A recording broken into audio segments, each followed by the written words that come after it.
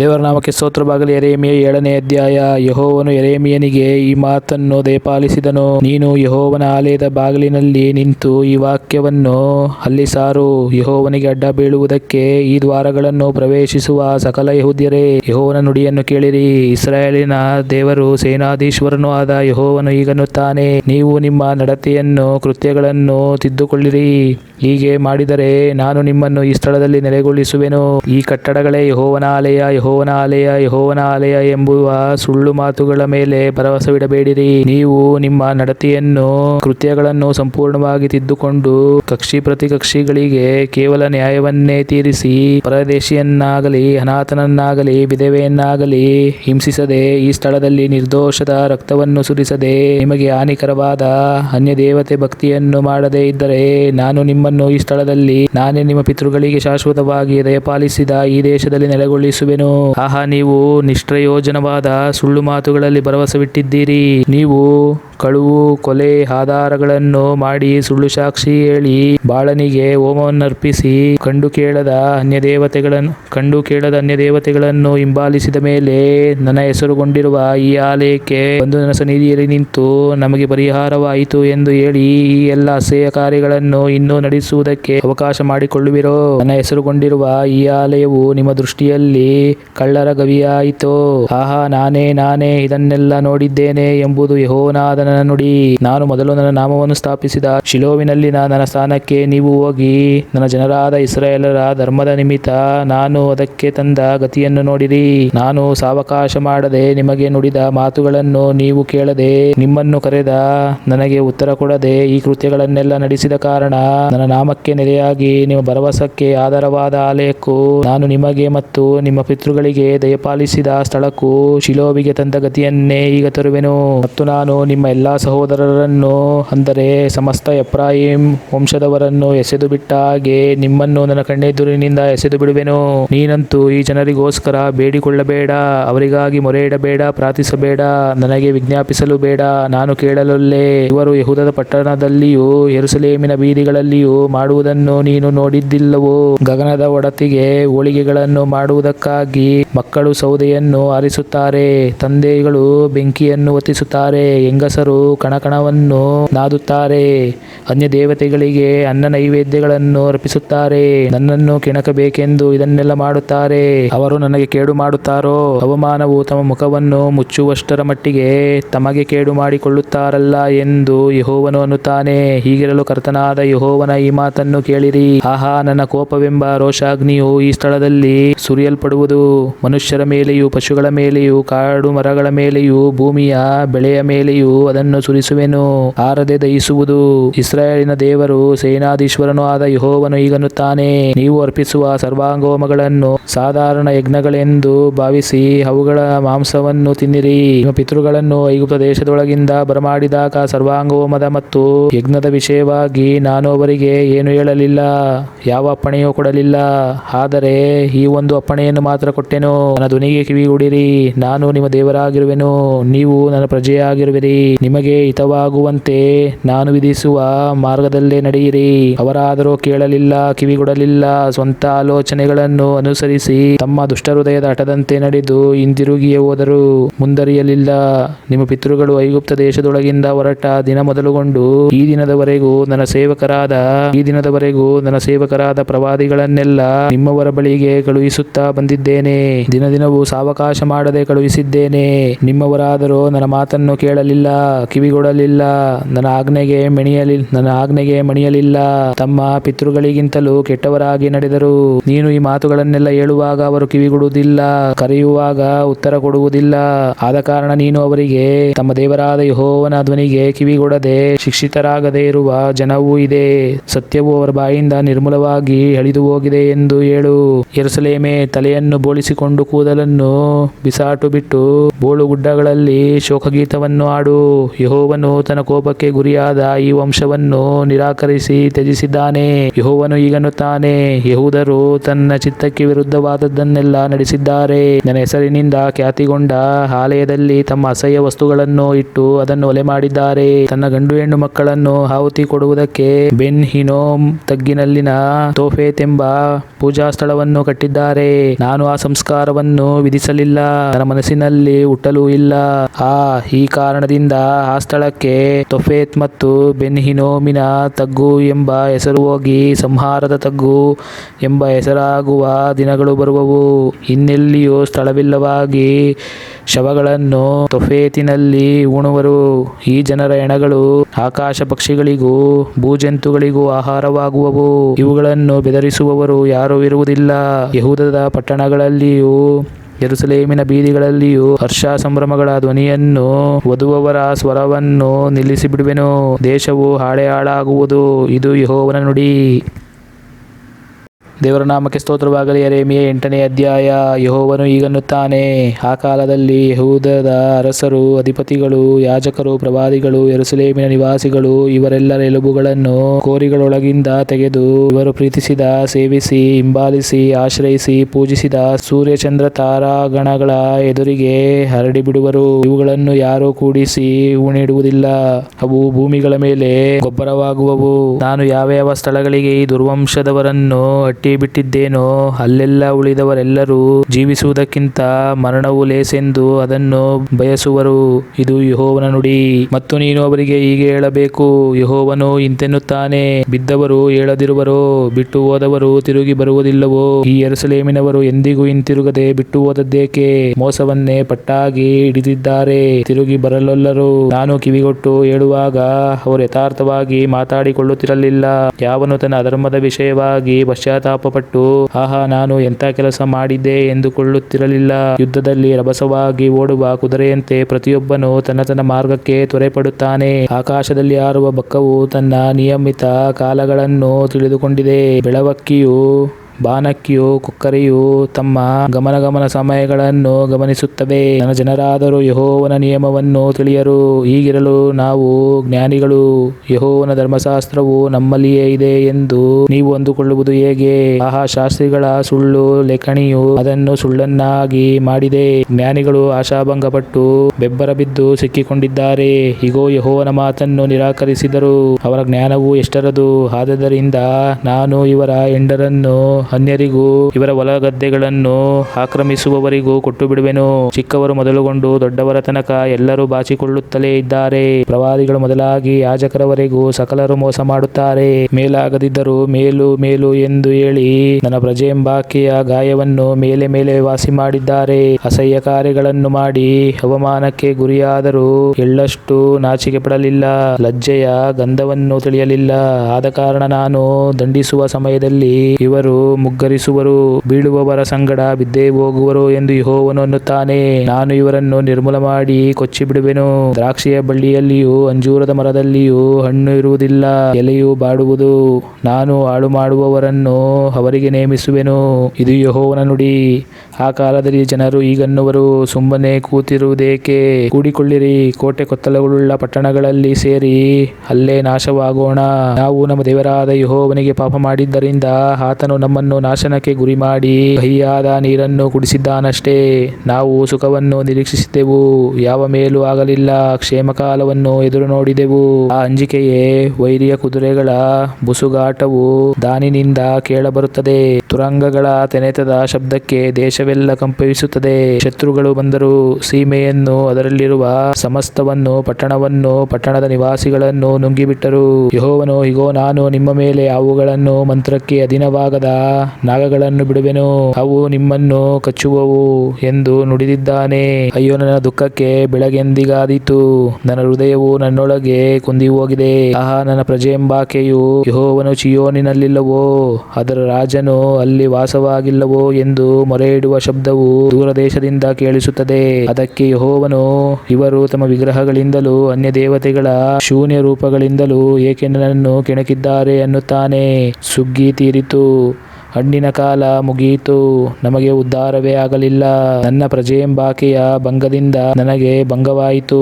ನಾನು ಕರ್ರಗಾದೆನು, ಭಯವು ನನ್ನನ್ನು ಹಿಡಿದಿದೆ. ಗಿಲ್ಯಾದಿನಲ್ಲಿ ಔಷಧವಿಲ್ಲವೋ? ಅಲ್ಲಿ ವೈದ್ಯನು ಸಿಕ್ಕನೋ? ನನ್ನ ಪ್ರಜೆಯೆಂಬಾಕೆಗೆ ಏನು ಗುಣವಾಗಲಿಲ್ಲ? ನನ್ನ ಪ್ರಜೆಯೆಂಬಾಕೆಗೆ ಏಕೆ ಗುಣವಾಗಲಿಲ್ಲ? ದೇವರ ನಾಮಕ್ಕೆ ಸ್ತೋತ್ರವಾಗಲಿ. ಯೆರೆಮೀಯ 9ನೇ ಅಧ್ಯಾಯ. ಅಯ್ಯೋ, ನನ್ನ ಶಿರಸ್ಸನ್ನು ಜಲಮಯವಾಗಿಯೂ ನನ್ನ ನೇತ್ರಗಳು ಕಣ್ಣೀರಿನ ಬುಗ್ಗೆಯಾಗಿಯೂ ಇದ್ದರೆ ಎಷ್ಟೋ ಲೇಸು. ನನ್ನ ಜನರಲ್ಲಿ ಹತರಾದವರ ನಿಮಿತ್ತ ಹಗಲಿರುಳು ಅಳಬೇಕಲ್ಲ. ಅಕಟ ದಾರಿಗಳು ತಂಗುವ ಗುಡಿಸಲು ಕಾಡಿನಲ್ಲಿ ನನಗೆ ಸಿಕ್ಕಿದರೆ ಎಷ್ಟೋ ಒಳ್ಳೆಯದು. ಆಗ ನನ್ನ ಜನರನ್ನು ತ್ಯಜಿಸಿ ಹೋಗುತ್ತಿದ್ದೆನು. ಅವರೆಲ್ಲರೂ ಸೂಳೆಗಾರರು, ದ್ರೋಹಿಗಳು ಗುಂಪೇ. ಸುಳ್ಳಾಡುವುದಕ್ಕೆ ತಮ್ಮ ನಾಲಿಗೆಯನ್ನು ಬಿಲ್ಲಿನಂತೆ ಬೊಗ್ಗಿಸುತ್ತಾರೆ. ಸತ್ಯಕ್ಕೆ ಪ್ರತಿಕೂಲವಾಗಿ ದೇಶದಲ್ಲಿ ಪ್ರಬಲಿಸಿದ್ದಾರೆ. ಕೇಡಿನಿಂದ ಕೇಡಿಗೆ ಹಾರುತ್ತಾರೆ. ನನ್ನನ್ನು ಅರಿಯರು ಎಂದು ಯೆಹೋವನು ಅನ್ನುತ್ತಾನೆ. ನೀವೆಲ್ಲರೂ ನಿಮ್ಮ ನಿಮ್ಮ ನೆರೆಯವರ ವಿಷಯದಲ್ಲಿ ಎಚ್ಚರಿಕೆಯಾಗಿರ್ರಿ. ಯಾರೇ ಆಗಲಿ ತನ್ನ ತಮ್ಮನನ್ನು ನಂಬದಿರಲಿ. ಪ್ರತಿಯೊಬ್ಬ ತಮ್ಮನು ವಂಚಿಸುವನು. ಒಬ್ಬೊಬ್ಬ ನೆರೆಯವನು ಚಾಡಿ ಹೇಳುತ್ತಾ ತಿರುಗಾಡುವನು. ಎಲ್ಲರೂ ತಮ್ಮ ತಮ್ಮ ನೆರೆಯವರಿಗೆ ಮೋಸ ಮಾಡುತ್ತಾರೆ. ಸತ್ಯವನ್ನು ಆಡುವುದೇ ಇಲ್ಲ. ತಮ್ಮ ನಾಲಿಗೆಗೆ ಸುಳ್ಳನ್ನು ಕಲಿಸಿದ್ದಾರೆ. ತಮಗೆ ಅಸಹ್ಯವಾಗುವ ಮಟ್ಟಿಗೂ ಕೆಡುಕನ್ನು ಮಾಡುತ್ತಿದ್ದಾರೆ. ನಿಮ್ಮ ನಿವಾಸವು ಮೋಸದೊಳಗೆ ಇದೆ. ಅಯ್ಯೋ, ಮೋಸಗಾರರಾಗಿರುವುದರಿಂದ ನನ್ನನ್ನು ಅರಿಯಲೊಲ್ಲರು ಎಂದು ಯೆಹೋವನು ಅನ್ನುತ್ತಾನೆ. ಹೀಗಿರಲು ಸೇನಾಧೀಶ್ವರನಾದ ಯೆಹೋವನು ಇಂತೆನ್ನುತ್ತಾನೆ. ಆಹಾ, ನಾನು ನನ್ನ ಜನರ ದ್ರೋಹಕ್ಕೆ ಏನು ಮಾಡಲಿ? ಅವರನ್ನು ಪುಟಕ್ಕೆ ಹಾಕಿ ಶೋಧಿಸುವೆನು. ಅವರ ನಾಲಿಗೆಯು ಕೊಲ್ಲುವ ಬಾಣವಾಗಿದೆ, ಅದು ಸುಳ್ಳನ್ನೇ ಆಡುತ್ತದೆ. ಒಬ್ಬನು ತನ್ನ ನೆರೆಯವನಿಗೆ ಬಾಯಿಯಿಂದ ಶುಭವಾಗಲಿ ಎಂದು ಹೇಳಿದರೂ ತನ್ನ ಹೃದಯದಲ್ಲಿ ಅವನಿಗಾಗಿ ಹೊಂಚು ಹಾಕುತ್ತಾನೆ. ನಾನು ಅವರನ್ನು ಇವುಗಳಿಗಾಗಿ ದಂಡಿಸಬಾರದೋ? ಇಂಥ ಜನಾಂಗದ ಮೇಲೆ ನನ್ನ ರೋಷವನ್ನು ತೀರಿಸದಿರುವೆನೋ? ನಾನು ಪರ್ವತಗಳಿಗಾಗಿ ಹತ್ತುಗೋಳಾಡುವೆನು. ಅಡವಿಯ ಕಾವಲುಗಳಿಗಾಗಿ ಶೋಕಗೀತವನ್ನು ಆಡುವೆನು. ಅವು ಸುಟ್ಟು ಹೋಗಿವೆ, ಯಾರೂ ಹಾದು ಹೋಗರು. ದನದ ಸದ್ದು ಕಿವಿಗೆ ಬೀಳದು, ಮೃಗಪಕ್ಷಿಗಳು ತೊಲಗಿ ಹೋಗಿವೆ. ನಾನು ಯೆರೂಸಲೇಮನ್ನು ಹಾಳುಬೀದಿಗಳನ್ನಾಗಿಯೂ ನರಿಗಳ ಅಕ್ಕೆಯನ್ನಾಗಿಯೂ ಗೈದು ಯೆಹೂದದ ಪಟ್ಟಣಗಳನ್ನು ಜನವಿಲ್ಲದ ಬೀಳುಭೂಮಿಯನ್ನಾಗಿ ಮಾಡುವೆನು ಎಂದು ಯೆಹೋವನು ಹೇಳಿದ್ದಾನಲ್ಲ. ಯಾರು ದಾಟದ ಹಾಗೆ ದೇಶವು ಹಾಳಾಗಿ ಕಾಡಿನಂತೆ ಸುಟ್ಟು ಹೋದದ್ದು ಏಕೆ? ಈ ವಿಚಾರವನ್ನು ಗ್ರಹಿಸತಕ್ಕ ಜ್ಞಾನಿಯು ಯಾರು? ಅದನ್ನು ಯೆಹೋವನ ಬಾಯಿಂದಲೇ ಕೇಳಿ ತಿಳಿಸಬಲ್ಲವನು ಯಾರು? ಇಸ್ರಾಯೇಲಿನ ದೇವರು ಸೇನಾಧೀಶ್ವರನೂ ಆದ ಯೆಹೋವನು ಹೀಗನ್ನುತ್ತಾನೆ. ನಾನು ಇವರ ಕಣ್ಣೆದುರಿಗೆ ಇಟ್ಟಿರುವ ಧರ್ಮೋಪದೇಶವನ್ನು ಇವರು ಲಕ್ಷ್ಯಕ್ಕೆ ತರದೆ, ನನ್ನ ಮಾತನ್ನು ಕೇಳದೆ, ಆ ಧರ್ಮ ಮಾರ್ಗದಲ್ಲಿ ನಡೆಯದೆ, ಸ್ವಂತ ಹೃದಯದ ಹಠದಂತೆ ನಡೆದು ತಮ್ಮ ಪಿತೃಗಳು ಕಲಿಸಿಕೊಟ್ಟ ಹಾಗೆ ಬಾಳ್ ದೇವತೆಗಳನ್ನು ಹಿಂಬಾಲಿಸಿದ್ದರಿಂದ, ಆಹಾ, ನಾನು ಈ ಜನರಿಗೆ ಕಹಿಯಾದ ಆಹಾರ ಪಾನಗಳನ್ನು ಕೊಡುವೆನು. ಇವರಿಗಾಗಲಿ ಇವರ ಪಿತೃಗಳಿಗಾಗಲಿ ಗೊತ್ತಿಲ್ಲದ ಜನಾಂಗದೊಳಗೆ ಇವರನ್ನು ಚದುರಿಸಿಬಿಟ್ಟು ಇವರು ನಿರ್ಮೂಲವಾಗುವ ತನಕ ಖಡ್ಗವನ್ನು ಇವರ ಹಿಂದೆ ಕಳುಹಿಸುವೆನು. ಸೇನಾಧೀಶ್ವರನಾದ ಯೆಹೋವನ ಮಾತನ್ನು ಕೇಳಿರಿ. ನಿಮ್ಮ ಸಂಗತಿಯನ್ನು ಯೋಚಿಸಿರಿ. ರೋದನ ಗಾಯಕಿಯರನ್ನು ಕರೆಯಿರಿ, ಅವರು ಬರಲಿ. ಜಾಣೆಯರನ್ನು ಕರೆಯ ಕಳುಹಿಸಿರಿ, ಅವರು ಸೇರಲಿ. ಅವರು ತ್ವರೆಪಟ್ಟು ನಮ್ಮ ನೇತ್ರಗಳಿಂದ ಧಾರೆ ಹೊರಡುವಂತೆಯೂ ನಮ್ಮ ರೆಪ್ಪೆಗಳೊಳಗಿಂದ ನೀರು ಉಕ್ಕುವಂತೆಯೂ ನಮಗೋಸ್ಕರ ಗೋಡೆತ್ತಲಿ. ಅಯ್ಯೋ, ಹಾಳಾದೆವು, ಭಂಗಪಟ್ಟೆವು, ನಾವು ನಮ್ಮ ದೇಶವನ್ನು ಬಿಟ್ಟೆವಲ್ಲ, ಶತ್ರುಗಳು ನಮ್ಮ ಮನೆಗಳನ್ನು ಕೆಡವಿದ್ದಾರಲ್ಲ ಎಂಬ ಪ್ರಲಾಪಧ್ವನಿಯು ಚೀಯೋನಿನೊಳಗಿಂದ ಕೇಳಿಸುತ್ತದೆ. ಸ್ತ್ರೀಯರೇ, ಯೆಹೋವನ ನುಡಿಯನ್ನು ಕೇಳಿ. ಆತನ ಬಾಯಿಂದ ಹೊರಟ ಮಾತಿಗೆ ಕಿವಿದೆರೆಯಿರಿ. ನಿಮ್ಮ ಹೆಣ್ಣು ಮಕ್ಕಳಿಗೂ ಗೋಳಾಟವನ್ನು ಕಲಿಸಿರಿ. ಪ್ರತಿಯೊಬ್ಬಳು ತನ್ನ ನೆರೆಯವಳಿಗೂ ಶೋಕಗೀತವನ್ನು ಅಭ್ಯಾಸ ಮಾಡಿಸಲಿ. ಏಕೆಂದರೆ ಬೀದಿಗಳಲ್ಲಿ ಮಕ್ಕಳು, ಚೌಕಗಳಲ್ಲಿ ಯುವಕರು ಇಲ್ಲದ ಹಾಗೆ ಮೃತ್ಯುವು ನಮ್ಮ ಕಿಟಕಿಗಳ ಮೇಲೆ ಹತ್ತಿ ನಮ್ಮ ಉಪ್ಪರಿಗೆಗಳೊಳಗೆ ನುಗ್ಗಿದೆ. ಯೆಹೋವನ ಈ ಮಾತನ್ನು ಸಾರು ಎಂದು ನನಗೆ ಅಪ್ಪಣೆಯಾಯಿತು. ಜನರ ಹೆಣಗಳು ನೆಲದ ಮೇಲೆ ಬಿದ್ದು ಗೊಬ್ಬರವಾಗುವವು. ಅವು ಹೊಲ ಕೊಯ್ಯುವವನ ಹಿಂದೆ ಯಾರು ಕೂಡಿಸದೆ ಬಿದ್ದಿರುವ ಹರಿಗಳಂತಿರುವವು. ಯೆಹೋವನು ಹೀಗನ್ನುತ್ತಾನೆ. ಜ್ಞಾನಿಯು ತನ್ನ ಜ್ಞಾನಕ್ಕೆ, ಪರಾಕ್ರಮಿಯು ತನ್ನ ಪರಾಕ್ರಮಕ್ಕೆ, ಐಶ್ವರ್ಯವಂತನು ತನ್ನ ಐಶ್ವರ್ಯಕ್ಕೆ ಹೆಚ್ಚಳಪಡದಿರಲಿ. ಹೆಚ್ಚಳಪಡುವವನು ತಾನು ನನ್ನನ್ನು ತಿಳಿದು ನಾನು ಲೋಕದಲ್ಲಿ ಪ್ರೀತಿ ನೀತಿ ನ್ಯಾಯಗಳನ್ನು ತೋರ್ಪಡಿಸುವ ಯೆಹೋವನಾಗಿರುವೆನು ಎಂದು ಗ್ರಹಿಸಿಕೊಂಡಿದ್ದೇನೆ ಎಂಬುದಕ್ಕೆ ಹೆಚ್ಚಳಪಡಲಿ. ಪ್ರೀತಿ ನೀತಿ ನ್ಯಾಯಗಳೇ ನನಗೆ ಆನಂದವೆಂದು ಯೆಹೋವನು ಅನ್ನುತ್ತಾನೆ. ಆಹಾ, ಐಗುಪ್ತರು, ಯೆಹೂದ್ಯರು, ಏದೋಮ್ಯರು, ಅಮ್ಮೋನ್ಯರು, ಮೋವಾಬ್ಯರು, ಚಿಂಡಿಕೆ ಬಿಟ್ಟುಕೊಂಡಿರುವ ಅರಣ್ಯ ನಿವಾಸಿಗಳು ಅಂತೂ ಸುನ್ನತಿ ಉಳ್ಳವರಾದರೂ ಸುನ್ನತಿ ಇಲ್ಲದ ಇವರೆಲ್ಲರನ್ನು ನಾನು ದಂಡಿಸುವ ದಿನಗಳು ಬರುತ್ತವೆ. ಏಕೆಂದರೆ ಸಕಲ ಜನಾಂಗಗಳವರು ಸುನ್ನತಿಹೀನರು, ಎಲ್ಲ ಇಸ್ರಾಯೇಲ್ ವಂಶದವರು ಹೃದಯ ಸುನ್ನತಿ ಇಲ್ಲದವರು ಎಂದು ಯೆಹೋವನು ಅನ್ನುತ್ತಾನೆ. ದೇವರ ನಾಮಕ್ಕೆ ಸ್ತೋತ್ರವಾಗಲಿ. ಯೆರೆಮೀಯ 10ನೇ ಅಧ್ಯಾಯ. ಇಸ್ರಾಯೇಲ್ ವಂಶದವರೇ, ಯೆಹೋವನು ನಿಮಗೆ ನುಡಿಯುವ ಮಾತನ್ನು ಕೇಳಿರಿ. ಯೆಹೋವನು ಹೀಗೆ ಹೇಳುತ್ತಾನೆ, ಜನಾಂಗಗಳ ಆಚರಣೆಯನ್ನು ಅಭ್ಯಾಸಿಸದಿರಿ. ಜನಾಂಗಗಳು ಹೆದರುವ ಆಕಾಶದ ಉತ್ಪಾತಗಳಿಗೆ ನೀವು ಹೆದರಬೇಡಿರಿ. ಜನಾಂಗಗಳ ಕಟ್ಟಳೆಗಳು ಬರಿದೆ. ಅರಣ್ಯದ ಮರವನ್ನು ಕತ್ತರಿಸುವರು, ಬಡಗಿಯು ಅದನ್ನು ಕೈಯಿಂದ ಬಾಚಿಯಿಂದ ರೂಪಿಸುವನು. ಅದನ್ನು ಬೆಳ್ಳಿ ಬಂಗಾರಗಳಿಂದ ಭೂಷಿಸುತ್ತಾರೆ, ಹಲುಗದ ಹಾಗೆ ಮೊಳೆಗಳಿಂದ ಸುತ್ತಿಗೆಯಿಂದ ಭದ್ರಪಡಿಸುತ್ತಾರೆ. ಇಂಥ ಬೊಂಬೆಗಳು ಸೌತೆಯ ತೋಟದ ಬೆದರುಗಂಬದಂತಿವೆ. ಮಾತಾಡಲಾರವು, ಒತ್ತುಕೊಂಡು ಹೋಗಬೇಕಲ್ಲ. ನಡೆಯಲಾರವು, ಒತ್ತುಕೊಂಡು ಹೋಗಬೇಕಲ್ಲ. ನಡೆಯಲಾರವು, ಅವುಗಳಿಗೆ ಅಂಜಬೇಡಿರಿ. ಕೇಡು ಮಾಡಲಾರವು, ಮೇಲು ಮಾಡಲಿಕ್ಕೂ ಅವುಗಳಿಗೆ ಸಾಮರ್ಥ್ಯವಿಲ್ಲ. ಯೆಹೋವನೇ, ನಿನ್ನ ಸಮಾನನು ಯಾವನೂ ಇಲ್ಲ. ನೀನು ಮಹತ್ತಮನು, ನಿನ್ನ ನಾಮವು ಸಾಮರ್ಥ್ಯದಿಂದ ಕೂಡಿ ಮಹತ್ತಮವಾಗಿದೆ. ಜನಾಂಗಗಳ ಅರಸನೇ, ಯಾರು ನಿನಗೆ ಅಂಜದೆ ಇದ್ದಾರು? ಇದು ನನಗೆ ತಕ್ಕದ್ದು. ಜನಾಂಗಗಳ ಜ್ಞಾನಿಗಳಲ್ಲಿಯೂ ರಾಜಪರಂಪರೆಯಲ್ಲಿಯೂ ನಿನ್ನ ಸಮಾನನು ಯಾವನೂ ಇಲ್ಲವಷ್ಟೇ. ಅವರೆಲ್ಲರೂ ಪಶುಪ್ರಾಯರು, ಮಂದರು. ಬೊಂಬೆಗಳಿಗಾಗುವ ಶಿಕ್ಷಣವು ಮರದಂತೆ ಮೊದ್ದು. ಬೆಳ್ಳಿಯ ತಗಡುಗಳು ತಾರ್ಷೀಷಿನಿಂದ ಕೆತ್ತನೆಗಾರನ ಮತ್ತು ಎರಕದವನ ಕೈ ಕೆಲಸವಾದ ಚಿನ್ನವು ಊಫಾಜಿನಿಂದಲೂ ಸಾಗಿ ಬರುತ್ತವೆ. ನೀಲುಧೂಮ ವಸ್ತ್ರಗಳು ಅವುಗಳ ಉಡುಪಾಗಿವೆ. ಇವೆಲ್ಲ ಕುಶಲರ ಕೌಶಲ್ಯ. ಯೆಹೋವನಾದರೋ ಸತ್ಯದೇವರು. ಆತನು ಚೈತನ್ಯ ಸ್ವರೂಪನಾದ ದೇವನು, ಶಾಶ್ವತ ರಾಜನು ಆಗಿದ್ದಾನೆ. ಆತನ ಕೋಪಕ್ಕೆ ಭೂಲೋಕವು ನಡುಗುತ್ತದೆ. ಜನಾಂಗಗಳು ಆತನ ರೋಷವನ್ನು ತಾಳಲಾರವು. ನೀವು ಅವುಗಳಿಗೆ ಭೂಮಿ ಆಕಾಶಗಳನ್ನು ಸೃಷ್ಟಿಸದಿರುವ ದೇವರುಗಳು ಭೂಮಿಯ ಮೇಲಿನಿಂದ ಆಕಾಶದ ಕೆಳಗಿನಿಂದ ಅಳಿದು ಹೋಗುವವು ಎಂದು ಹೇಳಿರಿ. ಆತನು ತನ್ನ ಶಕ್ತಿಯಿಂದ ಭೂಮಿಯನ್ನು ನಿರ್ಮಿಸಿ, ತನ್ನ ಜ್ಞಾನದಿಂದ ಲೋಕವನ್ನು ಸ್ಥಾಪಿಸಿ, ತನ್ನ ವಿವೇಕದಿಂದ ಆಕಾಶಮಂಡಲವನ್ನು ಹರಡಿದ್ದಾನೆ. ಆತನ ಗರ್ಜನೆಗೆ ಆಕಾಶದಲ್ಲಿ ನೀರು ಮೊರ್ರೋ ಎನ್ನುತ್ತದೆ. ಆತನು ಭೂಮಿಯ ಕಟ್ಟಕಡೆಯಿಂದ ಮೋಡಗಳನ್ನು ಏರ ಮಾಡುತ್ತಾನೆ, ಮಳೆಗೋಸ್ಕರ ಮಿಂಚನ್ನು ಹೊಳೆಯ ಮಾಡುತ್ತಾನೆ. ಆತನ ಭಂಡಾರದಿಂದ ಗಾಳಿಯನ್ನು ಬೀಸ ಮಾಡುತ್ತಾನೆ. ಎಲ್ಲರೂ ತಿಳುವಳಿಕೆ ಇಲ್ಲದೆ ಪಶುಪ್ರಾಯರಾಗಿದ್ದಾರೆ.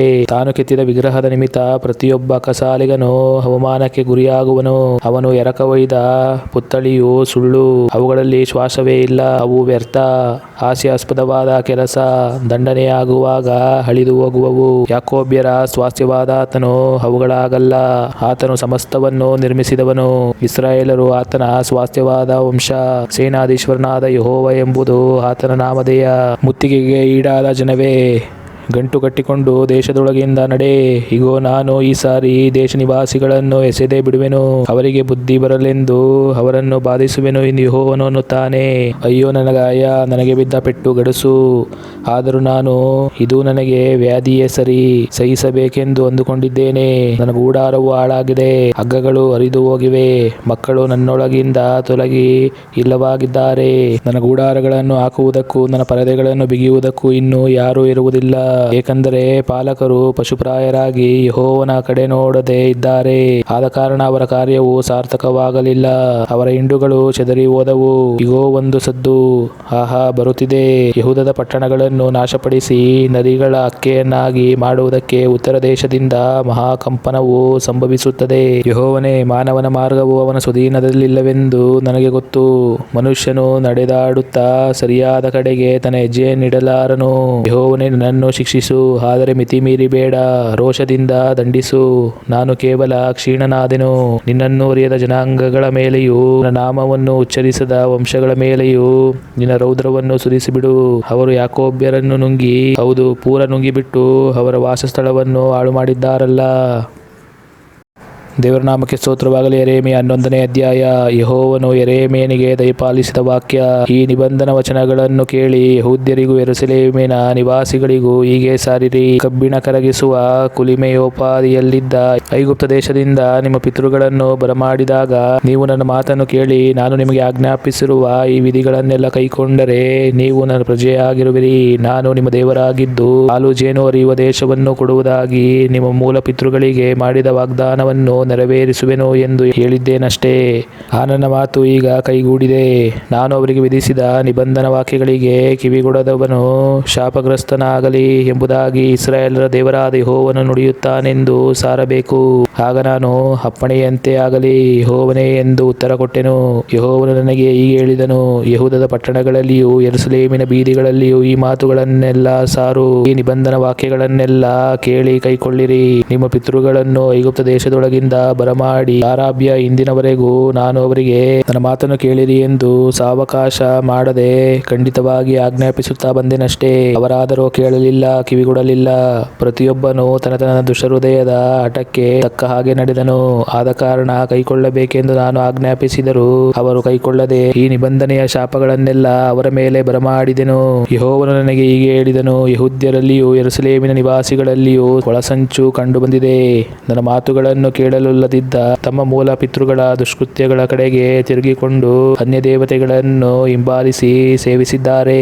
ಇಸ್ರಾಯೇಲ್ ವಂಶದವರು, ಯೆಹೂದ ವಂಶದವರು ನಾನು ಅವರ ಪಿತೃಗಳ ಸಂಗಡ ಮಾಡಿಕೊಂಡ ಒಡಂಬಡಿಕೆಯನ್ನು ಮೀರಿದ್ದಾರೆ. ಆದ ಕಾರಣ ಯೆಹೋವನೆಂಬ ನಾನು ಹೀಗನ್ನುತ್ತೇನೆ, ಇಗೋ ಅವರು ತಪ್ಪಿಸಿಕೊಳ್ಳಲಾರದ ಕೇಡನ್ನು ಅವರ ಮೇಲೆ ಬರಮಾಡುವೆನು. ನನಗೆ ಮೊರೆಯಿಟ್ಟರೂ ಕೇಳೆನು. ಆಗ ಯೆಹೂದದ ಪಟ್ಟಣಗಳವರು, ಯೆರೂಸಲೇಮಿನ ನಿವಾಸಿಗಳು ಯಾವ ದೇವತೆಗಳಿಗೆ ಹೋಮ ಮಾಡಿದರೋ ಅವುಗಳನ್ನು ಮೊರೆಹೊಕ್ಕು ಕೂಗಿಕೊಳ್ಳುವರು. ಆದರೆ ಅಂಥ ಕೇಡಿನ ಕಾಲದಲ್ಲಿ ಅವುಗಳಿಂದ ಅವರಿಗೆ ಎಷ್ಟು ಮಾತ್ರವೂ ರಕ್ಷಣೆಯಾಗುವುದಿಲ್ಲ. ಯೆಹೂದದವರೇ, ನಿಮ್ಮ ಪಟ್ಟಣಗಳು ಎಷ್ಟೋ, ನಿಮ್ಮ ದೇವರುಗಳು ಅಷ್ಟು. ಯೆರೂಸಲೇಮಿನ ಬೀದಿಗಳೆಷ್ಟೋ ತುಚ್ಛ ದೇವತೆಯಾದ ಬಾಳನಿಗೆ ಹೋಮ ಮಾಡುವುದಕ್ಕಾಗಿ ನೀವು ಮಾಡಿಕೊಂಡಿರುವ ಬಲಿಪೀಠಗಳು ಅಷ್ಟು. ಆದ ಕಾರಣ ಈ ಜನರಿಗೋಸ್ಕರ ಬೇಡಿಕೊಳ್ಳಬೇಡ, ಅವರಿಗಾಗಿ ಮೊರೆ ಇಡಬೇಡ, ಪ್ರಾರ್ಥಿಸಲು ಬೇಡ. ಅವರು ತಮ್ಮ ಕೇಡಿನ ನಿಮಿತ್ತ ನನಗೆ ಮೊರೆ ಇಡುವಾಗ ನಾನು ಕೇಳೆನು. ನನ್ನ ಆಪ್ತಜನವು ನನ್ನ ಮನೆಯಲ್ಲಿ ಅಸಹ್ಯ ಕಾರ್ಯವನ್ನು ಮಾಡಿದ್ದೇಕೆ? ವ್ರತಗಳು, ಮೀಸಲಿನ ಮಾಂಸವು ನಿನ್ನ ದುಷ್ಟತನವನ್ನು ಪರಿಹರಿಸಿಯವೆ. ಇಂಥವುಗಳ ಮೂಲಕ ತಪ್ಪಿಸಿಕೊಂಡೀಯಾ? ಯೆಹೋವನು ನಿನಗೆ ಸುಂದರ ಫಲದಿಂದ ಅಂದವಾದ ಅಚ್ಚನೆಯ ಒಲಿವ ಮರವೆಂದು ಹೆಸರಿಟ್ಟಿದನು. ಆ ಮರಕ್ಕೆ ಬೆಂಕಿ ಇಕ್ಕಿ ಬಲು ದಗದಗಿಸುವಂತೆ ಮಾಡಿದ್ದಾನೆ. ಅದರ ರೆಂಬೆಗಳು ಮುರಿದು ಹೋಗಿವೆ. ಇಸ್ರಾಯೇಲ್ ವಂಶವು, ಯೆಹೂದದ ವಂಶವು ಬಾಳನಿಗೆ ಹೋಮವನ್ನು ಅರ್ಪಿಸಿ ನನ್ನನ್ನು ಕೆಣಕಿ ತಮಗೆ ಕೇಡನ್ನು ಮಾಡಿಕೊಂಡದ್ದರಿಂದ ನಿನ್ನನ್ನು ನಾಟಿದ ಸೇನಾಧೀಶ್ವರನಾದ ಯೆಹೋವನು ನಿನಗೆ ಕೇಡುಕಾಗಲಿ ಎಂದು ಶಪಿಸಿದ್ದಾನೆ. ಯೆಹೋವನು ತಿಳಿಸಿದ್ದರಿಂದ ಕುತಂತ್ರವು ನನಗೆ ಗೊತ್ತಾಯಿತು. ಆಗಲೇ ಅವರ ಕೃತ್ಯಗಳನ್ನು ನನಗೆ ತೋರಿಸಿದ್ದಿ. ನಾನಾದರೋ ವಧೆಗೆ ಒಯ್ಯುವ ಸಾಧು ಕುರಿಗೆ ಸಮಾನನಾಗಿದ್ದೆನು. ಮರವನ್ನು ಫಲಸಹಿತವಾಗಿ ನಾಶಪಡಿಸೋಣ, ಇವನು ನಿರ್ನಾಮವಾಗುವಂತೆ ಜೀವಲೋಕದಿಂದ ಇವನನ್ನು ನಿರ್ಮೂಲ ಮಾಡೋಣ ಎಂದು ಅವರು ನನಗೆ ವಿರುದ್ಧವಾಗಿ ಕುಯುಕ್ತಿಗಳನ್ನು ಕಲ್ಪಿಸಿದ್ದು ನನಗೆ ತಿಳಿದಿರಲಿಲ್ಲ. ಹೃದಯವನ್ನು ಅಂತರಿಂದ್ರಿಯವನ್ನು ಪರೀಕ್ಷಿಸಿ ನ್ಯಾಯವಾಗಿ ತೀರ್ಪು ಮಾಡುವ ಸೇನಾಧೀಶ್ವರನಾದ ಯೆಹೋವನೇ, ನೀನು ಅವರಿಗೆ ಕೊಡುವ ಪ್ರತಿಫಲವನ್ನು ನಾನು ಕಾಣುವೆನು. ನನ್ನ ವ್ಯಾಜ್ಯವನ್ನು ನಿನಗೆ ಅರಿಕೆ ಮಾಡಿದ್ದೇನಷ್ಟೇ. ಹೀಗಿರಲು ಸೇನಾಧೀಶ್ವರನಾದ ಯೆಹೋವನು ನನಗೆ, ನಮ್ಮ ಕೈಯಿಂದ ನೀನು ಸಾಯಬಾರದಾಗಿದ್ದರೆ ಯೆಹೋವನ ಹೆಸರೆತ್ತಿ ಪ್ರವಾದಿಸಬೇಡ ಎಂದು ನಿನ್ನ ಪ್ರಾಣಕ್ಕೆ ಹೊಂಚು ಹಾಕಿರುವ ಅನತೋತಿನವರ ವಿಷಯದಲ್ಲಿ ನನ್ನ ತೀರ್ಮಾನವೂ ಇದೆ. ಇಗೋ ಅವರನ್ನು ದಂಡಿಸುವೆನು. ಯೌವನಸ್ಥರು ಖಡ್ಗದಿಂದ ನಾಶವಾಗುವರು, ಅವರ ಗಂಡು ಹೆಣ್ಣು ಮಕ್ಕಳು ಕ್ಷಾಮದಿಂದ ಸಾಯುವರು. ದಂಡನೆಯ ವರ್ಷದಲ್ಲಿ ಅನಾತೋತಿನವರಿಗೆ ಕೇಡನ್ನು ಬರಮಾಡುವೆನು, ಅವರಲ್ಲಿ ಯಾರು ಉಳಿಯರು ಎಂದು ಹೇಳಿದ್ದಾನೆ. ದೇವರ ನಾಮಕ್ಕೆ ಸ್ತೋತ್ರವಾಗಲಿ. ಯೆರೆಮೀಯ 12ನೇ ಅಧ್ಯಾಯ. ಯೆಹೋವನೇ, ನೀನು ಧರ್ಮಸ್ವರೂಪನಾಗಿರುವುದರಿಂದ ನಾನು ನಿನ್ನೊಡನೆ ವ್ಯಾಜ್ಯವಾಡಲಾರೆನು. ಆದರೂ ನಿನ್ನ ಸಂಗಡ ನ್ಯಾಯವನ್ನು ಚರ್ಚಿಸುವೆನು. ದುಷ್ಟರ ನಡತೆಗೆ ಏಕೆ ಸುಫಲವಾಗುತ್ತದೆ? ದ್ರೋಹಿಗಳೆಲ್ಲರೂ ನೆಮ್ಮದಿಯಾಗಿರುವುದೇಕೆ? ನೀನು ಅವರನ್ನು ನಾಟಿದ್ದಿ, ಅವರು ಬೇರೂರಿ ಬೆಳೆದು ಹಣ್ಣು ಬಿಟ್ಟಿದ್ದಾರೆ. ನೀನು ಅವರ ಬಾಯಿಗೆ ಸಮೀಪ, ಅಂತರಿಂದ್ರಿಯಕ್ಕೆ ದೂರ. ಯೆಹೋವನೇ, ನೀನು ನನ್ನನ್ನು ತಿಳಿದಿದ್ದಿ. ನನ್ನನ್ನು ನೋಡುತ್ತಾ ನಿನ್ನೊಂದಿಗೆ ಅನ್ಯೋನ್ಯವಾಗಿರುವ ನನ್ನ ಹೃದಯವನ್ನು ಪರೀಕ್ಷಿಸುತ್ತಿ. ಅವರನ್ನು ಕುರಿಗಳನ್ನು ಎಂಬಂತೆ ವಧೆಯ ದಿನಕ್ಕೆ ಗೊತ್ತು ಮಾಡು. ಇನ್ನೆಷ್ಟರವರೆಗೆ ಎಲ್ಲಾ ಸೀಮೆಯ ಹುಲ್ಲು ಸೊಪ್ಪು ಒಣಗಿ ದೇಶವು ದುಃಖಿಸುತ್ತಿರುವುದು? ಅಲ್ಲಿನ ನಿವಾಸಿಗಳು ದುಷ್ಟರಾಗಿರುವುದರಿಂದ ಮೃಗ ಪಕ್ಷಿಗಳು ಬಡಿದುಕೊಂಡು ಹೋಗಿವೆ. ಆಹಾ, ಅವನು ನಮ್ಮ ಅಂತ್ಯಗತಿಯನ್ನು ನೋಡುವುದೇ ಇಲ್ಲ ಎಂದು ಹೇಳಿದ್ದಾರಷ್ಟೇ. ಇಂತೆನ್ನುವ ನನಗೆ ಯೆಹೋವನು ಹೀಗೆ ಹೇಳಿದ್ದಾನೆ, ನೀನು ಕಾಲಾಳುಗಳ ಸಂಗಡ ಓಡಿ ಅಸಹ್ಯಗೊಂಡಿದ್ದರೆ ಕುದುರೆಗಳೊಂದಿಗೆ ಓಡಿ ಹೇಗೆ ಮುಂದಾಗುವಿ? ನಿರಪಾಯ ದೇಶದಲ್ಲಿ ನೀನು ನಿರ್ಭಯವಾಗಿದ್ದರೂ ಯೋರ್ದಾನಿನ ದಟ್ಟಡವಿಯಲ್ಲಿ ಏನು ಮಾಡುವಿ? ನಿನ್ನ ಸಹೋದರರು, ನಿನ್ನ ತಂದೆಯ ಮನೆಯವರು ನನಗೆ ದ್ರೋಹ ಮಾಡಿರುತ್ತಾರೆ. ಇವರೇ ನಿನ್ನ ಬೆನ್ನಟ್ಟುತ್ತಾ ಕುಗ್ಗಿರುತ್ತಾರೆ. ಒಳ್ಳೆಯ ಮಾತಾಡಿದರೂ ಇವರನ್ನು ನಂಬಬೇಡ. ನಾನು ನನ್ನ ಮನೆಯನ್ನು ತೊರೆದು ನನ್ನ ಸ್ವಾಸ್ಥ್ಯವನ್ನು ನಿರಾಕರಿಸಿದ್ದೇನೆ. ನನ್ನ ಪ್ರಾಣ ಪ್ರಿಯಳನ್ನು ಅವಳ ಶತ್ರುಗಳ ಕೈಗೆ ಒಪ್ಪಿಸಿದ್ದೇನೆ. ನನ್ನ ಸ್ವಾಸ್ಥ್ಯವಾದ ಜನವು ನನ್ನ ಪಾಲಿಗೆ ಅರಣ್ಯದಲ್ಲಿರುವ ಸಿಂಹದಂತಿದೆ. ಅದು ನನ್ನ ಮೇಲೆ ಗರ್ಜಿಸಿದೆ, ಆದ ಕಾರಣ ಅದನ್ನು ಹಗೆ ಮಾಡಿದ್ದೇನೆ. ನನ್ನ ಸ್ವಾಸ್ಥ್ಯವಾದ ಜನವು ನನ್ನ ದೃಷ್ಟಿಯಲ್ಲಿ ಚಿತ್ರವರ್ಣದ ಹದ್ದಿನಂತಿದೆಯೋ? ಹದ್ದುಗಳು ಅದರ ಸುತ್ತಲೂ ವಿರುದ್ಧವಾಗಿ ಕೂತಿವೆಯೋ? ಹೋಗಿರಿ, ಅದನ್ನು ತಿಂದು ಬಿಡುವುದಕ್ಕೆ ಎಲ್ಲಾ ಕಾಡು ಮೃಗಗಳನ್ನು ಕರತನ್ನಿರಿ. ಬಹುಮಂದಿ ಮಂದೆಗಾರರು ನನ್ನ ತೋಟವನ್ನು ಕೆಡಿಸಿದ್ದಾರೆ. ನನ್ನ ಸ್ವಾಸ್ಥ್ಯವನ್ನು ತುಳಿದು ನನಗೆ ಇಷ್ಟವಾದ ಆ ಸೊತ್ತನ್ನು ಹಾಳುಕಾಡನ್ನಾಗಿ ಮಾಡಿದ್ದಾರೆ. ಹೌದು, ಹಾಳು ಮಾಡಿದ್ದಾರೆ. ಅದು ಹಾಳಾಗಿ ನನಗೆ ಗೋಳಿಡುತ್ತದೆ. ಯಾವನ ಮನಸ್ಸಿಗೆ ತಾರದ್ದರಿಂದ ದೇಶವೆಲ್ಲ ಹಾಳು ಬಿದ್ದಿದೆ. ಕೊಳ್ಳೆಗಾರರು ಅರಣ್ಯದ ಎಲ್ಲ ಬೋಳು ಗುಡ್ಡಗಳಲ್ಲಿಯೂ ಕಂಡು ಬಂದಿದ್ದಾರೆ. ಯೆಹೋವನ ಖಡ್ಗವು ದೇಶದ ಒಂದು ಕಡೆಯಿಂದ ಇನ್ನೊಂದು ಕಡೆಯವರೆಗೂ ನುಂಗಿಬಿಡುತ್ತಿದೆ. ಯಾರಿಗೂ ನೆಮ್ಮದಿ ಇಲ್ಲ. ಗೋಧಿಯನ್ನು ಬಿತ್ತಿ ಮುಳ್ಳನ್ನು ಕೊಯ್ದಿದ್ದಾರೆ. ಕ್ಷೇಮ ಕೆಡುವಷ್ಟು ಪ್ರಯಾಸಪಟ್ಟರೂ ಯಾವ ಲಾಭವನ್ನು ಹೊಂದಲಿಲ್ಲ. ಯೆಹೋವನ ರೋಷಾಗ್ನಿಯ ನಿಮಿತ್ತ ನಿಮ್ಮ ಬೆಳೆಯ ವಿಷಯವಾಗಿ ನಿಮಗೆ ನಾಚಿಕೆಯಾಗುವುದು. ಯೆಹೋವನು ತನ್ನ ಜನರಾದ ಇಸ್ರಾಯೇಲರಿಗೆ ದಯಪಾಲಿಸಿದ ಸ್ವಾಸ್ಥ್ಯಕ್ಕೆ ಕೈಹಾಕುವ ತನ್ನ ಕೆಟ್ಟ ನೆರೆಯವರ ವಿಷಯದಲ್ಲಿ ಹೀಗೆ ಹೇಳುತ್ತಾನೆ. ಆಹಾ, ಅವರನ್ನು ಅವರವರ ಸೀಮೆಗಳೊಳಗಿಂದ ಕಿತ್ತುಹಾಕಿ ಅವರ ಮಧ್ಯದಲ್ಲಿನ ಯೆಹೂದದ ವಂಶವನ್ನು ಕಿತ್ತುಹಾಕುವೆನು. ನೋಡಿರಿ, ನಾನು ಅವರನ್ನು ಕಿತ್ತುಹಾಕಿದ ಮೇಲೆ ತಿರುಗಿ ಅವರ ಮೇಲೆ ಕನಿಕರಪಟ್ಟು ಪ್ರತಿಯೊಬ್ಬನನ್ನು ಅವನವನ ಸ್ವಾಸ್ಥ್ಯಕ್ಕೂ ಅವನವನ ದೇಶಕ್ಕೂ ಪುನಃ ಬರಮಾಡುವೆನು. ಇವರು ಮೊದಲು ಬಾಳನ ಹೆಸರೆತ್ತಿ ಪ್ರಮಾಣ ಮಾಡುವ ಅಭ್ಯಾಸವನ್ನು ನನ್ನ ಜನರಿಗೆ ಕಲಿಸಿಕೊಟ್ಟ ಪ್ರಕಾರ ಈಗ ನನ್ನ ಹೆಸರನ್ನೆತ್ತಿ ಯೆಹೋವನ ಜೀವದಾಣೆ ಎಂದು ಪ್ರಮಾಣ ಮಾಡುವ ನನ್ನ ಜನರ ಅಭ್ಯಾಸವನ್ನು ಚೆನ್ನಾಗಿ ಮಾಡಿಕೊಂಡರೆ ನನ್ನ ಜನರ ಮಧ್ಯದಲ್ಲಿ ನೆಲೆಗೊಂಡು ವೃದ್ಧಿಯಾಗುವರು. ಆದರೆ ಯಾವ ಜನಾಂಗವು ಕೇಳುವುದಿಲ್ಲವೋ ಅದನ್ನು ನಾನು ಕಿತ್ತು ಹಾಕುವೆನು, ಹೌದು, ಕಿತ್ತು ಹಾಕಿ ನಾಶ ಮಾಡುವೆನು ಎಂಬುದು ಯೆಹೋವನ ನುಡಿ. ದೇವರ ನಾಮಕ್ಕೆ ಸ್ತೋತ್ರವಾಗಲಿ. ಯೆರೆಮೀಯ 13ನೇ ಅಧ್ಯಾಯ. ಯೆಹೋವನು ನನಗೆ, ನೀನು ಹೋಗಿ ನಾರಿನ ನಡುಕಟ್ಟನ್ನು ಕೊಂಡುಕೊಂಡು ಸೊಂಟಕ್ಕೆ ಬಿಗಿದುಕೋ, ನೀರಿನಲ್ಲಿ ನೆನೆಸಬೇಡ ಎಂದು ಅಪ್ಪಣೆ ಕೊಟ್ಟನು. ಆಗ ನಾನು ಯೆಹೋವನ ಮಾತಿನಂತೆ ನಡುಕಟ್ಟನ್ನು ಕೊಂಡುಕೊಂಡು ಸೊಂಟಕ್ಕೆ ಬಿಗಿದುಕೊಂಡೆನು. ಆಮೇಲೆ ನೀನು ಕೊಂಡು ಸೊಂಟಕ್ಕೆ ಬಿಗಿದ ನಡುಕಟ್ಟನ್ನು ತೆಗೆದುಕೊಂಡು ಹೊರಟು ಯೂಫ್ರೇಟಿಸ್ ನದಿಗೆ ಹೋಗಿ ಅದನ್ನು ಅಲ್ಲಿ ಬಂಡೆಯ ಸಂದಿನೊಳಗೆ ಬಚ್ಚಿಡು ಎಂಬುದಾಗಿ ಯೆಹೋವನ ಎರಡನೆಯ ಮಾತು ನನಗೆ ಬಂತು. ಆಗ ನಾನು ಯೆಹೋವನ ಅಪ್ಪಣೆಯ ಮೇರೆಗೆ ನಾನು ಹೋಗಿ ಯೂಫ್ರೇಟಿಸ್ ನದಿಯ ಬಳಿಯಲ್ಲಿ ಅದನ್ನು ಬಚ್ಚಿಟ್ಟೆನು. ಬಹುದಿನಗಳ ಮೇಲೆ ಯೆಹೋವನು ನನಗೆ, ಹೊರಡು ಯೂಫ್ರೇಟಿಸ್ ನದಿಗೆ ಹೋಗಿ ಅಲ್ಲಿ ಬಚ್ಚಿಡಬೇಕೆಂದು ನಾನು ಅಪ್ಪಣೆ ಕೊಟ್ಟ ನಡುಕಟ್ಟನ್ನು ಅಲ್ಲಿಂದ ತೆಗೆ ಎಂದು ಹೇಳಿದನು. ಆಗ ನಾನು ಯೂಫ್ರೇಟಿಸ್ ನದಿಗೆ ಹೋಗಿ ಅಗೆದು ನಾನು ಬಚ್ಚಿಟ್ಟ ಸ್ಥಳದೊಳಗಿಂದ ನಡುಕಟ್ಟನ್ನು ತೆಗೆದೆನು. ಆಹಾ, ಅದು ಕೆಟ್ಟು ಯಾವ ಕೆಲಸಕ್ಕೂ ಬಾರದಾಗಿತ್ತು. ಆಗ ಯೆಹೋವನು ಈ ವಾಕ್ಯವನ್ನು ನನಗೆ ದಯಪಾಲಿಸಿದನು. ಇದು ಯೆಹೋವನಾದ ನನ್ನ ನುಡಿ. ಇದೇ ಪ್ರಕಾರವಾಗಿ ನಾನು ಯೆಹೂದದ ದೊಡ್ಡಸ್ತಿಕೆಯನ್ನು ಯೆರೂಸಲೇಮಿನ ಬಲು ದೊಡ್ಡಸ್ತಿಕೆಯನ್ನು ಕೆಡಿಸಿ ಬಿಡುವೆನು. ನನ್ನ ಮಾತನ್ನು ಕೇಳಲೊಲ್ಲದೆ ತಮ್ಮ ಹೃದಯದ ಹಠದಂತೆ ನಡೆದು ಅನ್ಯ ದೇವತೆಗಳನ್ನು ಹಿಂಬಾಲಿಸಿ ಸೇವಿಸಿ ಪೂಜಿಸುತ್ತಿರುವ ಈ ದುಷ್ಟ ಜನರು ಯಾವ ಕೆಲಸಕ್ಕೂ ಬಾರದ ಈ ನಡುಕಟ್ಟಿಗೆ ಸಾಟಿಯಾಗುವರು. ಸಮಸ್ತ ಇಸ್ರಾಯೇಲ್ ವಂಶವು ಸಕಲ ಯೆಹೂದದ ವಂಶವು ನನ್ನ ಪ್ರಜೆಯಾಗಿದ್ದು ನನಗೆ ಹೆಸರುವಾಸಿಯೂ ಸ್ತೋತ್ರವೂ ಮಹಿಮೆಯೂ ಆಗಿರಲೆಂದು ನಡುಕಟ್ಟು ಸೊಂಟಕ್ಕೆ ಬಿಗಿದಿರುವಂತೆ ಇವರನ್ನು ಬಿಗಿದುಕೊಂಡಿದ್ದೆನು. ಆದರೂ ಇವರು ಕೇಳಲೊಲ್ಲದೆ ಹೋದರು ಎಂದು ಯೆಹೋವನು ಅನ್ನುತ್ತಾನೆ. ಹೀಗಿರಲು ಪ್ರತಿಯೊಂದು ಗಡಿಗೆಯು ದ್ರಾಕ್ಷಾರಸದಿಂದ ತುಂಬಿರುವುದು ಎಂಬುದಾಗಿ ಇಸ್ರಾಯೇಲರ ದೇವರಾದ ಯೆಹೋವನು ಹೇಳುವ ಮಾತನ್ನು ಕೇಳಿರಿ ಎಂದು ನೀನು ಅವರಿಗೆ ಸಾರು. ಆಗ ಅವರು ನಿನಗೆ, ಪ್ರತಿಯೊಂದು ಗಡಿಗೆಯು ದ್ರಾಕ್ಷಾರಸದಿಂದ ತುಂಬಿರುವುದು ನಮಗೆ ಗೊತ್ತಿಲ್ಲವೋ ಎಂದು ಹೇಳುವರು. ಆಗ ನೀನು ಅವರಿಗೆ, ಯೆಹೋವನ ಈ ಮಾತನ್ನು ಕೇಳಿರಿ.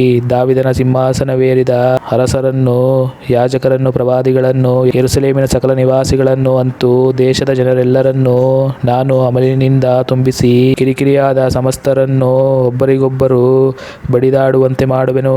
ನಾನು ಅವರನ್ನು ಉಳಿಸೆನು, ಕನಿಕರಿಸೆನು, ಕರುಣಿಸೆನು, ನಾಶ ಮಾಡದೆ ಬಿಡೆನು. ಇದು ಯೆಹೋವನ ನುಡಿ. ಕಿವಿಗೊಟ್ಟು ಕೇಳಿರಿ, ಹೆಮ್ಮೆ ಪಡಬೇಡಿರಿ. ಯೆಹೋವನೇ ಮಾತಾಡಿದ್ದಾನೆ. ನಿಮ್ಮ ದೇವರಾದ ಯೆಹೋವನನ್ನು ಘನಪಡಿಸಿರಿ. ಇಲ್ಲದಿದ್ದರೆ ಸ್ವಲ್ಪ ಕಾಲದೊಳಗೆ ಆತನು ಕತ್ತಲನ್ನು ಉಂಟು ಮಾಡುವನು. ನಿಮ್ಮ ಕಾಲುಗಳು ಮೊಬ್ಬಿನ ಬೆಟ್ಟಗಳಲ್ಲಿ ಮುಗ್ಗರಿಸುವವು. ನೀವು ಬೆಳಕನ್ನು ನಿರೀಕ್ಷಿಸುತ್ತಿರುವಾಗ ಆತನು ಅದನ್ನು ಮರಣಾಂಧಕಾರದ ಕಾರ್ಗತ್ತಲನ್ನಾಗಿ ಮಾಡುವನು. ನೀವು ಕೆಳಗಿದ್ದರೆ ನನ್ನ ಆತ್ಮವು ಗೂಟದ ಸ್ಥಳದಲ್ಲಿ ನಿಮ್ಮ ಗರ್ವದ ನಿಮಿತ್ತ ಗೋಳಾಡುವುದು. ಯೆಹೋವನ ಮಂದೆಯು ಸೆರೆಯಾಗಿ ಹೋದದ್ದರಿಂದ ಬಹಳವಾಗಿ ಅಳುವೆನು. ನನ್ನ ನೇತ್ರವು ಅಶ್ರುಧಾರೆಯನ್ನು ಸುರಿಸುವುದು. ರಾಜನಿಗೂ ರಾಜಮಾತೆಗೂ ನೆಲದಲ್ಲಿ ಕೂತುಕೊಳ್ಳಿರಿ. ನಿಮ್ಮ ಅಂದದ ಕಿರೀಟವು ನಿಮ್ಮ ತಲೆಯಿಂದ ಕೆಳಗೆ ಬಿದ್ದಿದೆ ಎಂದು ಹೇಳಿರಿ. ದಕ್ಷಿಣ ದೇಶದ ಪಟ್ಟಣಗಳು ಮುತ್ತಿಗೆಯಾಗಿವೆ, ಅವುಗಳನ್ನು ಬಿಡಿಸಲು ಯಾರೂ ಇಲ್ಲ. ಯೆಹೂದವೆಲ್ಲ ಸೆರೆ ಹೋಗಿದೆ, ಸಂಪೂರ್ಣವಾಗಿ ಸೆರೆಯಾಗಿದೆ. ಚೀಯೋನೇ, ಕಣ್ಣೆತ್ತು, ಬಡಗಲಿಂದ ಬರುವುದನ್ನು ನೋಡು. ನಿನಗೆ ಒಪ್ಪಿಸಿದ ಹಿಂಡು ಹಿಂಡು, ನಿನಗೆ ಒಪ್ಪಿಸಿದ ಹಿಂಡು, ನಿನ್ನ ಅಂದವಾದ ಹಿಂಡು ಎಲ್ಲಿ? ನಿನ್ನಲ್ಲಿ ಬಳಿಕೆಗೊಳ್ಳುವಂತೆ ನಿನ್ನಲ್ಲಿ ಅಭ್ಯಾಸ ಮಾಡಿಸಿದವರನ್ನು ಯೆಹೋವನು ನಿನಗೆ ತಲೆಯಾಗಿ ನೇಮಿಸುವಾಗ ಏನು ಹೇಳುವಿ? ವೇದನೆಯು ನಿನ್ನನ್ನು ಹೆರುವವಳನ್ನು ಎಂಬಂತೆ ಹಿಡಿಯುವುದಲ್ಲವೇ? ಇವು ನನಗೆ ಏಕೆ ಸಂಭವಿಸಿದವು ಎಂದು ನೀನು ಮನದೊಳಗೆ ಅಂದುಕೊಂಡರೆ, ನಿನ್ನ ನೆರಿಗೆಯು ಕಟ್ಟಲ್ಪಟ್ಟು ನಿನ್ನ ಇಮ್ಮಡಿಯು ನಾಚಿಕೆಗೆ ಈಡಾದದ್ದಕ್ಕೆ ನಿನ್ನ ಮಹಾಪಾಪವೇ ಕಾರಣ ಎಂದು ನಿನಗೆ ಗೊತ್ತಾಗುವುದು. ಕೂಶ್ಯನು ತನ್ನ ಚರ್ಮವನ್ನು ಮಾರ್ಪಡಿಸಬಲ್ಲನೆ, ಚಿರತೆಯು ತನ್ನ ಚುಕ್ಕೆಗಳನ್ನು ಬದಲಾಯಿಸಿದೆ. ಹೀಗಾದರೆ ದುಷ್ಟತನದಲ್ಲಿ ಶಿಕ್ಷಿತರಾದ ನೀವು ಶಿಷ್ಟತನದಲ್ಲಿ ನಡೆಯಬಹುದು. ಆದ ಕಾರಣ ಬಯಲುಗಾಳಿಯು ಬಡಿದುಕೊಂಡು ಹೋಗುವ ಒಣಹುಲ್ಲನ್ನು ಎಂಬಂತೆ ನಾನು ಅವರನ್ನು ಚದರಿಸಿ ಬಿಡುವೆನು. ನೀನು ನನ್ನನ್ನು ಮರೆತು ಸುಳ್ಳನ್ನು ನಂಬಿದ್ದರಿಂದ ಇದೇ ನಿನ್ನ ಪಾಲು, ಇದೇ ನಾನು ನಿನಗೆ ಅಳೆದುಕೊಟ್ಟ ಭಾಗ ಎಂದು ಯೆಹೋವನು ಅನ್ನುತ್ತಾನೆ. ನಿನ್ನ ನರಿಗೆಯನ್ನು ನಿನ್ನ ಕಣ್ಣ ಮುಂದೆಯೇ ಕೀಳಿಸುವೆನು, ನಿನಗೆ ಅವಮಾನವಾಗುವುದು. ನಾನು ನಿನ್ನ ವ್ಯಭಿಚಾರಗಳನ್ನು, ನಿನ್ನ ಹೆಕಾರಗಳನ್ನು, ನಿನ್ನ ಕೆಟ್ಟ ಸೂಳೆಗಾರಿಕೆಯನ್ನು, ಹಂತು ಬುಡಗಳಲ್ಲಿಯೂ ಬಯಲಿನಲ್ಲಿಯೂ ನೀನು ನಡೆಸಿದ ಅಸಹ್ಯ ಕಾರ್ಯಗಳನ್ನು ನೋಡಿದ್ದೇನೆ. ಯೆರೂಸಲೇಮೇ, ನಿನ್ನ ಗತಿಯನ್ನು ಏನು ಹೇಳಲಿ? ನೀನು ಶುದ್ಧಳಾಗಲು ಇನ್ನೆಷ್ಟು ಕಾಲ ಬೇಕು? ದೇವರ ನಾಮಕ್ಕೆ ಸ್ತೋತ್ರವಾಗಲಿ. ಯೆರೆಮೀಯ 14ನೇ ಅಧ್ಯಾಯ. ಬರದ ವಿಷಯವಾಗಿ ಯೆಹೋವನು ಯೆರೆಮೀಯನಿಗೆ ದಯಪಾಲಿಸಿದ ನುಡಿ. ಯೆಹೂದವು ದುಃಖಿಸುತ್ತದೆ, ಅದರ ಊರುಗಳವರು ಕಂಗೆಟ್ಟು ಕರ್ರಗಾಗಿ ನೆಲದ ಮೇಲೆ ಬಿದ್ದಿದ್ದಾರೆ. ಯೆರೂಸಲೇಮಿನವರ ಗೋಳಾಟವು ಕೇಳಿಸುತ್ತದೆ. ಅವರಲ್ಲಿನ ಶ್ರೀಮಂತರು ತಮ್ಮ ಕೈಕೆಳಗಿನವರನ್ನು ನೀರಿಗೆ ಕಳುಹಿಸುತ್ತಾರೆ. ಅವರು ಕೊಳಗಳಿಗೆ ಹೋದಾಗ ನೀರು ಕಾಣುವುದಿಲ್ಲ, ಬರೀ ಪಾತ್ರೆಗಳನ್ನು ತೆಗೆದುಕೊಂಡು ಹಿಂದಕ್ಕೆ ಬರುತ್ತಾರೆ. ಆಶೆಗೆಟ್ಟು ನಾಚಿಕೆಪಟ್ಟು ಮೊರೆ ಮುಚ್ಚಿಕೊಳ್ಳುತ್ತಾರೆ. ದೇಶದಲ್ಲಿ ಮಳೆ ಇಲ್ಲದೆ ಭೂಮಿಯು ಬಿರುಕು ಬಿಟ್ಟಿರುವುದರಿಂದ ರೈತರು ನಾಚಿಕೆಪಟ್ಟು ಮೊರೆ ಮುಚ್ಚಿಕೊಳ್ಳುತ್ತಾರೆ. ಇದಲ್ಲದೆ ಹುಲೆಯು ಕಾಡಿನಲ್ಲಿ ಈದು ಹುಲ್ಲಿಲ್ಲದ ಕಾರಣ ತನ್ನ ಮರಿಯನ್ನು ಬಿಟ್ಟು ಬಿಡುತ್ತದೆ. ಕಾಡು ಕತ್ತೆಗಳು ಬೋಳುಗುಡ್ಡಗಳಲ್ಲಿ ನಿಂತುಕೊಂಡು ನರಿಗಳಂತೆ ಹಸುರಾಗುತ್ತಾ ಗಾಳಿಯನ್ನು ಹಾರೈಸುತ್ತವೆ. ಸೊಪ್ಪು ಸದೆ ಇಲ್ಲದೆ ಕಂಗೆಡುತ್ತವೆ. ಯೆಹೋವನೇ, ನಮ್ಮ ಅಪರಾಧಗಳು ನಮಗೆ ವಿರುದ್ಧವಾಗಿ ಸಾಕ್ಷಿ ಕೊಟ್ಟರು. ನಿನ್ನ ಹೆಸರಿನ ನಿಮಿತ್ತ ಕಾರ್ಯವನ್ನು ಸಾಧಿಸು. ನಮ್ಮ ದ್ರೋಹಗಳು ಬಹಳ, ನಿನಗೆ ಪಾಪವನ್ನು ಮಾಡಿದ್ದೇವೆ.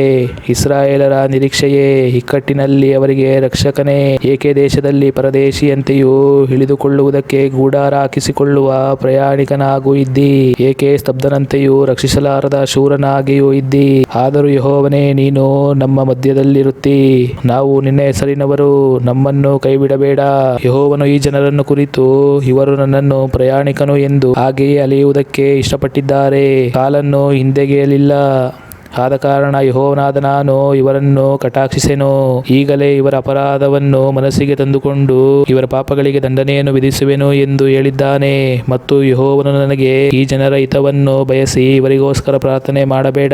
ಇವರು ಉಪವಾಸ ಮಾಡುವಾಗ ಇವರ ಮೊರೆಯನ್ನು ಕೇಳೆನು. ಹೋಮ ನೈವೇದ್ಯಗಳನ್ನು ಅರ್ಪಿಸಲು ಸ್ವೀಕರಿಸೆನು. ಖಡ್ಗ, ಕ್ಷಾಮ, ವ್ಯಾಧಿಗಳಿಂದ ಇವರನ್ನು ನಿರ್ಮೂಲ ಮಾಡುವೆನು ಎಂದು ಹೇಳಿದನು. ಅದಕ್ಕೆ ನಾನು, ಅಯ್ಯೋ ಕರ್ತನಾದ ಯೆಹೋವನೇ, ಇಗೋ ಪ್ರವಾದಿಗಳು ಈ ಜನರಿಗೆ, ಖಡ್ಗವು ನಿಮ್ಮ ಕಣ್ಣಿಗೆ ಕಾಣದು, ಕ್ಷಾಮವು ನಿಮಗೆ ಸಂಭವಿಸದು, ಯೆಹೋವನು ಈ ಸ್ಥಳದಲ್ಲಿ ಸ್ಥಿರ ಸಮಾಧಾನವನ್ನು ನಿಮಗೆ ಕೊಡುವನು ಎಂದು ನುಡಿಯುತ್ತಾರೆ ಎಂಬುದಾಗಿ ಹೇಳಿದೆನು. ಆಗ ಯೆಹೋವನು ನನಗೆ ಹೀಗೆ ನುಡಿದನು, ಪ್ರವಾದಿಗಳು ನನ್ನ ಹೆಸರಿನಿಂದ ಸುಳ್ಳಾಗಿ ಪ್ರವಾದಿಸುತ್ತಾರೆ. ನಾನು ಅವರನ್ನು ಕಳುಹಿಸಲಿಲ್ಲ, ಅವರಿಗೆ ಅಪ್ಪಣೆ ಕೊಡಲಿಲ್ಲ, ಏನು ಹೇಳಲಿಲ್ಲ. ಅವರು ಸುಳ್ಳಾದ ದಿವ್ಯ ದರ್ಶನವನ್ನು, ಕಣಿಯನ್ನು, ಮಂತ್ರಯಂತ್ರವನ್ನು, ಸ್ವಕಲ್ಪಿತ ಮೋಸವನ್ನು ನಿಮಗೆ ಪ್ರಕಟಿಸುತ್ತಾರೆ. ಆದ ಕಾರಣ ನನ್ನ ಅಪ್ಪಣೆ ಇಲ್ಲದೆ ನನ್ನ ಹೆಸರಿನಿಂದ ಪ್ರವಾದಿಸುತ್ತಾ, ಖಡ್ಗವು, ಕ್ಷಾಮವು ಈ ದೇಶಕ್ಕೆ ಭಾರವು ಎಂದು ಬೋಧಿಸುವ ಪ್ರವಾದಿಗಳ ವಿಷಯದಲ್ಲಿ ಯೆಹೋವನಾದ ನಾನು, ಖಡ್ಗದಿಂದಲೂ ಕ್ಷಾಮದಿಂದಲೂ ಈ ಪ್ರವಾದಿಗಳು ನಿರ್ಮೂಲರಾಗುವರು ಎಂದು ಹೇಳುತ್ತೇನೆ. ಮತ್ತು ಇವರ ಪ್ರವಾದನೆಯನ್ನು ಕೇಳುವ ಜನರು ಖಡ್ಗ, ಕ್ಷಾಮಗಳ ದೆಸೆಯಿಂದ ಯೆರೂಸಲೇಮಿನ ಬೀದಿಗಳಲ್ಲಿ ಬಿಸಾಡಲ್ಪಡುವರು. ಅವರನ್ನು, ಅವರ ಹೆಂಡರು ಮಕ್ಕಳನ್ನು ಹೂಣಿಡುವುದಕ್ಕೆ ಯಾರೂ ಇರುವುದಿಲ್ಲ. ನಾನು ಅವರ ದುಷ್ಟತನವನ್ನೇ ಅವರ ಮೇಲೆ ಒಯ್ದು ಬಿಡುವೆನು. ನೀನು ಈ ಮಾತನ್ನು ಅವರಿಗೆ ಹೇಳು, ನನ್ನ ಕಣ್ಣೀರು ರಾತ್ರಿಯಗಲವು ನಿರಂತರ ಸುರಿಯಲಿ, ಏಕೆಂದರೆ ನನ್ನ ಜನವೆಂಬ ಯುವತಿಗೆ ದೊಡ್ಡ ಗಾಯವಾಯಿತು. ಹೌದು, ಗಡುಸಾದ ಪೆಟ್ಟು ಬಿತ್ತು. ನಾನು ಊರ ಹೊರಗೆ ಹೋದರೆ ಇಗೋ ಖಡ್ಗದಿಂದ ಹತರಾದವರು, ಊರೊಳಗೆ ಬಂದರೆ ಇಗೋ ಕ್ಷಾಮದಿಂದ ಕೊರಗುವವರು. ಪ್ರವಾದಿಗಳು, ಯಾಜಕರು ತಮಗೆ ಗೊತ್ತಿಲ್ಲದ ದೇಶಕ್ಕೆ ಗಡೀಪಾರಾಗಿದ್ದಾರೆ. ನೀನು ಯೆಹೂದವನ್ನು ಸಂಪೂರ್ಣವಾಗಿ ತ್ಯಜಿಸಿ ಬಿಡುವಿಯೋ? ಚಿಯೋನಿನ ಮೇಲೆ ಮನಪೂರ್ವಕವಾಗಿ ಅಸಹ್ಯಪಟ್ಟಿದೆಯೋ? ನಮಗೆ ಗುಣವಾಗದಂತೆ ಏಕೆ ಪೆಟ್ಟು ಹೊಡೆದಿ ಸುಖವನ್ನು ನಿರೀಕ್ಷಿಸಿದೆವು, ಯಾವ ಮೇಲೂ ಆಗಲಿಲ್ಲ. ಕ್ಷೇಮ ಕಾಲವನ್ನು ಎದುರು ನೋಡಿದೆವು. ಆ ಅಂಜಿಕೆಯೇ ಯೆಹೋವನೇ, ನಮ್ಮ ದುಷ್ಟತನವನ್ನು ನಮ್ಮ ಪಿತೃಗಳ ದುರಾಚಾರವನ್ನು ತಿಳಿದುಕೊಂಡಿದ್ದೇವೆ. ನಿನಗೆ ಪಾಪ ಮಾಡಿದ್ದೇವಲ್ಲ. ನಿನ್ನ ನಾಮದ ಮೇಲೆ ದೃಷ್ಟಿ ಇಡು. ನಿನ್ನ ಮಹಿಮೆಯ ಸಿಂಹಾಸನವನ್ನು ಅಸಡೆ ಮಾಡಬೇಡ, ಅವಮಾನಪಡಿಸಬೇಡ. ನೀನು ನಮ್ಮೊಂದಿಗೆ ಮಾಡಿಕೊಂಡ ಒಡಂಬಡಿಕೆಯನ್ನು ಜ್ಞಾಪಕಕ್ಕೆ ತಂದುಕೋ, ಅದನ್ನು ಭಂಗಪಡಿಸದಿರು. ಜನಾಂಗಗಳ ವ್ಯರ್ಥ ವಿಗ್ರಹಗಳೊಳಗೆ ಮಳೆಯನ್ನು ಸುರಿಸಬಲ್ಲವುಗಳುಂಟೆ. ಆಕಾಶವು ತಾನಾಗಿ ಹದಮಳೆಯನ್ನು ಕೊಟ್ಟಿತೆ. ನಮ್ಮ ದೇವರಾದ ಯೆಹೋವ, ನೀನೇ ವೃಷ್ಟಿಪ್ರದನು. ನಾವು ನಿನಗೆ ನಿರೀಕ್ಷಿಸುವೆವು. ನೀನು ಅವುಗಳನ್ನೆಲ್ಲ ನಡೆಸುವವನಾಗಿದ್ದೀಯಷ್ಟೇ.